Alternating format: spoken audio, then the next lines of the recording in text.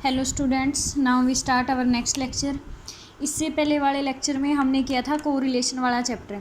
अब कोरिलेशन से रिलेटेड ही है आपका रेग्रेशन, तो जो कि बीसीए की बुक में है 7th चैप्टर। ठीक है, तो अब स्टार्ट करेंगे हम रेग्रेशन। रेग्रेशन में किस टाइप से क्वेश्चन बन सकता है, एक तो कि रेग्रेशन एनालिसिस क्या है, फिर आ जाएगा difference between regression analysis and correlation, और उसके बाद में आती है कि रेग्रेशन लाइन कैसे निकालते हैं और रेग्रेशन कोफिशिएंट। इस टाइप के क्वेश्चन आते हैं। अब सबसे पहले पढ़ेंगे हम कि रेग्रेशन एनालिसिस होता क्या क्या है।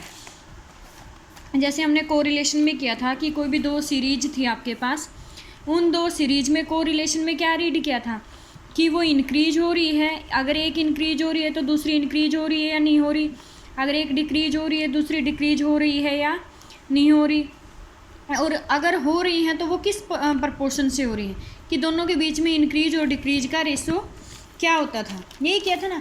फिर हम लाइन ड्रा कर देते थे जैसे कोरिलेशन में आपका, कि अगर दोनों इंक्रीज हो रही है तो इस तरह से स्ट्रेट लाइन आ जाती थी।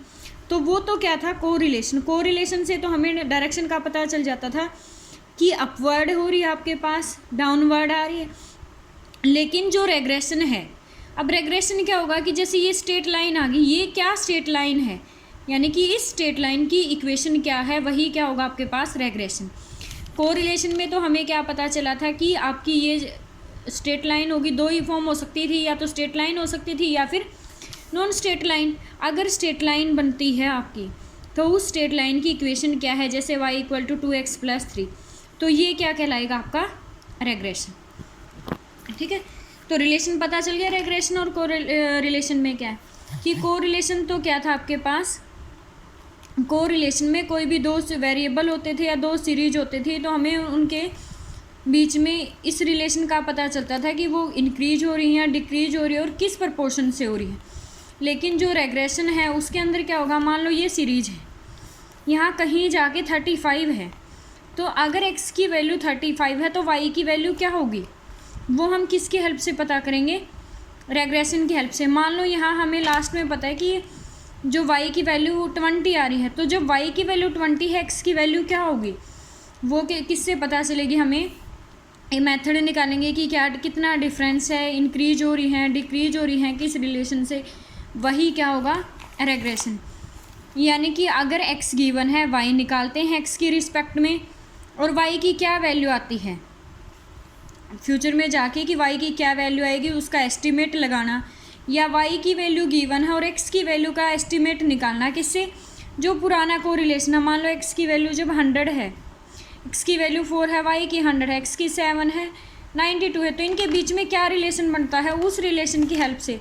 यानी कि जब y की वैल्यू 20 है तो तब x की वैल्यू क्या होगी, तो उसको क्या बोलेंगे हम, रेग्रेशन।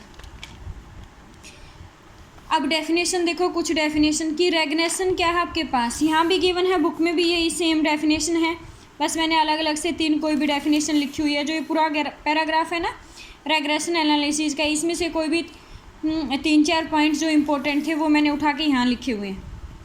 रेग्रेशन एनालिसिस क्या है, is the technique for measuring और estimating the relationship among variables. कि जो रेग्रेशन एनालिसिस है वो क्या है, एक टाइप की टेक्निक है, किसको मेजर करने की, जो भी वेरिएबल्स हैं, जैसे x और y वेरिएबल्स को मेजर करने की जो टेक्निक है वही क्या है आपके पास रेग्रेशन है। जैसे इसी तरह से कि y = 2x + 3, तो इस इक्वेशन की हेल्प से अगर x की वैल्यू गिवन है तो y की वैल्यू निकाल सकते हैं, अगर y की वैल्यू गिवन है तो किसकी वैल्यू निकाल सकते हैं, x की। तो ये क्या हो जाएगी आपके पास, एक टाइप की टेक्निक होगी किसको मेजर करने की, वेरिएबल को मेजर करने। तो जो कोरिलेशन है उसमें हमें सिर्फ डायरेक्शन पता चलती थी, अपवर्ड डाउनवर्ड, लेकिन जो रेग्रेशन है, रेग्रेशन के अंदर में हमें क्या निकालना पड़ेगा, दोनों वेरिएबल के बीच में रिलेशन फाइंड आउट करना पड़ेगा कि अगर x भी इंक्रीज हो रहा है y भी इंक्रीज हो रहा है तो दोनों में क्या रिलेशन है। जैसे y = 2x + 3 की जो y है वो किसके इक्वल है, 2x + 3। तो अगर हम रिलेशन फाइंड आउट कर लेते हैं तो वही क्या होगा आपके पास रेग्रेशन होगा। जैसे x = 4y - 2x और y के बीच में ये क्या है रिलेशन, अगर ये रिलेशन फाइंड आउट होता है तो क्या आ जाएगा, रेग्रेशन। अब उसके बाद नेक्स्ट पॉइंट क्या है कि रेग्रेशन एनालिसिस जो है वो क्या प्रोवाइड्स करता है हमें, कि regression analysis provide estimates to find of values of the dependent variable from the values of the independent variable. कि जो रेग्रेशन एनालिसिस की हेल्प से हमें क्या किसका पता चलता है, estimate the value of dependent variable. तो क्या होता है, जो वेरिएबल हमें फाइंड आउट करना होता है from the value of the independent variable. किसकी हेल्प से, इंडिपेंडेंट वेरिएबल होता है जो गिवन वेरिएबल है। कि अगर आपके पास कोई वेरिएबल गिवन है तो हम क्या निकाल सकते हैं, उसकी हेल्प से डिपेंडेंट वेरिएबल निकाल सकते हैं। थर्ड क्या है कि the device use to accomplish this estimate procedure is the regression line. और यही जो एस्टिमेट का प्रोसीजर है वो क्या होगा, आपके पास रेग्रेशन होगा।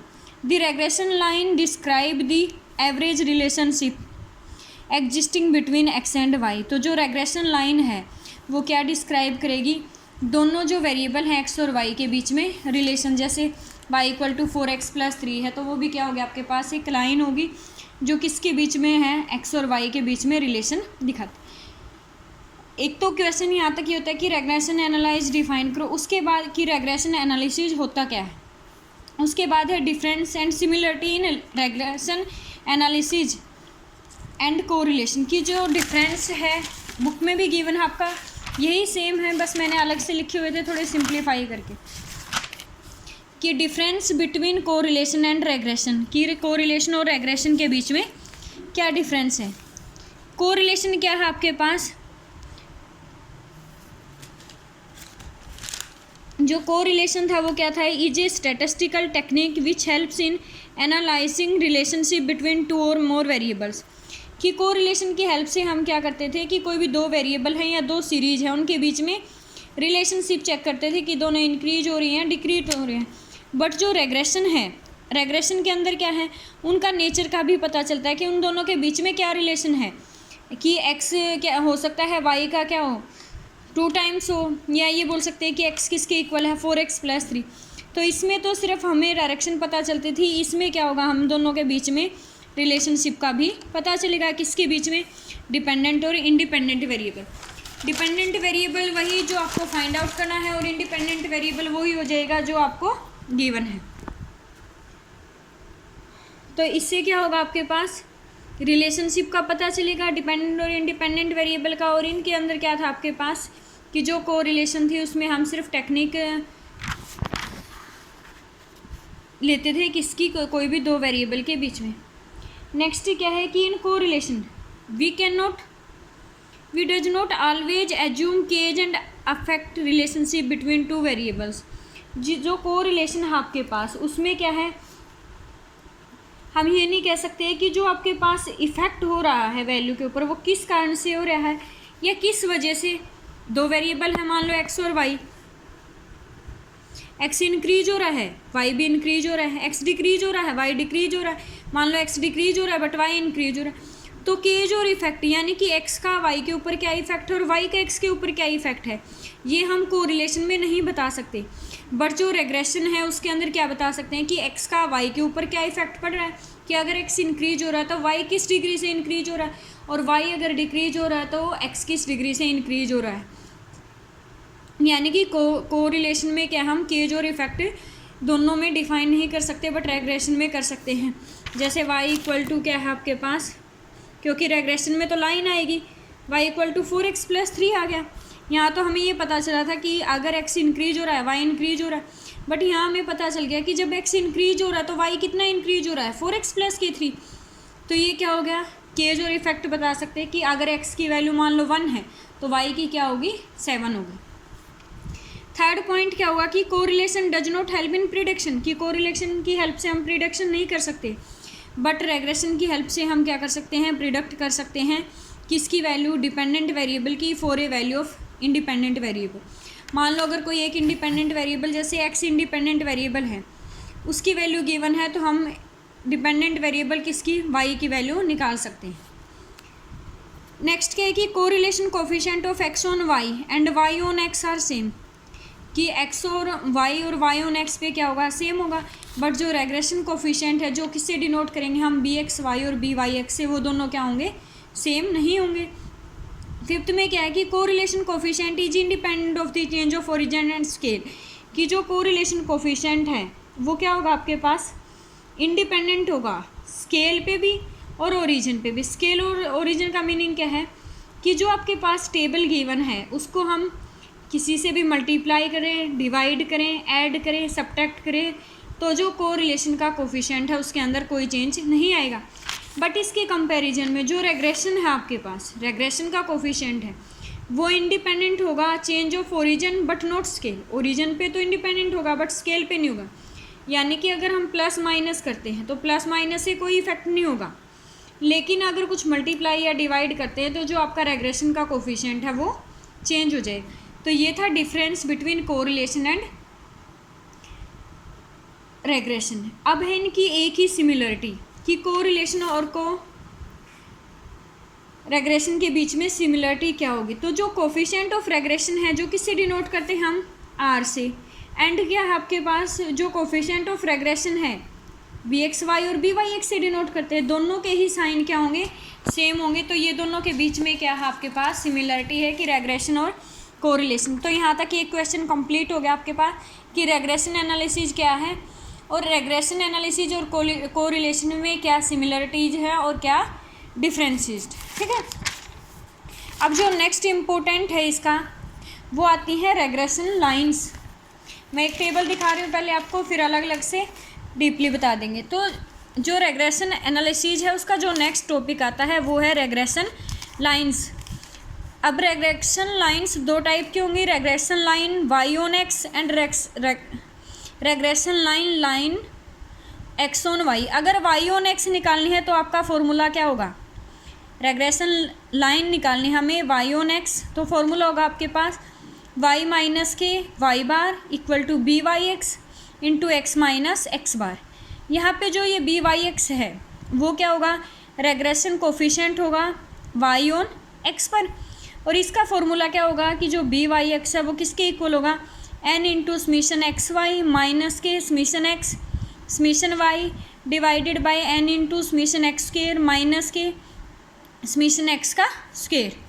यहाँ पे एक्स इंडिपेंडेंट वेरिएबल है, वाई डिपेंडेंट वेरिएबल है, और जो यूज्ड हो रहे हैं आपके पास वाई और एक्स को कैलकुलेट करने हैं।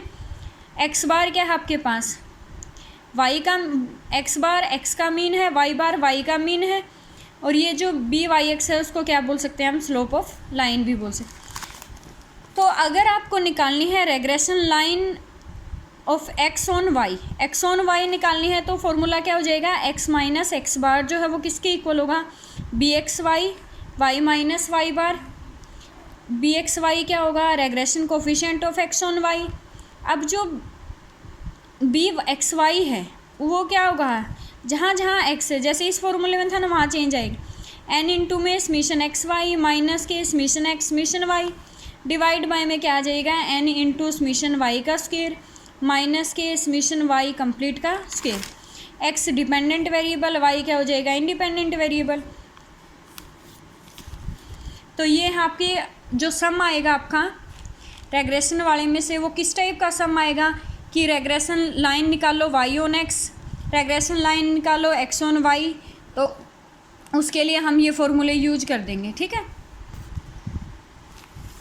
अब देखो, अब एक तो है कि regression line y on x निकालनी और एक्स ऑन वाई। एक होती है सिंपल, अगर हमें नॉर्मल लाइन निकालनी है कि regression line of Y on X, तो Y equal to A plus के बी एक्स। इसके लिए क्या होगा आपके पास, स्मीशन वाई आई जो है वो किसके इक्वल होगा, एन ए प्लस के बी इंटू में summation x i. Summation x I Y i किसके इक्वल होगा, ए इंटू में स्मीशन एक्स आई प्लस के B into summation x i का स्क्वायर।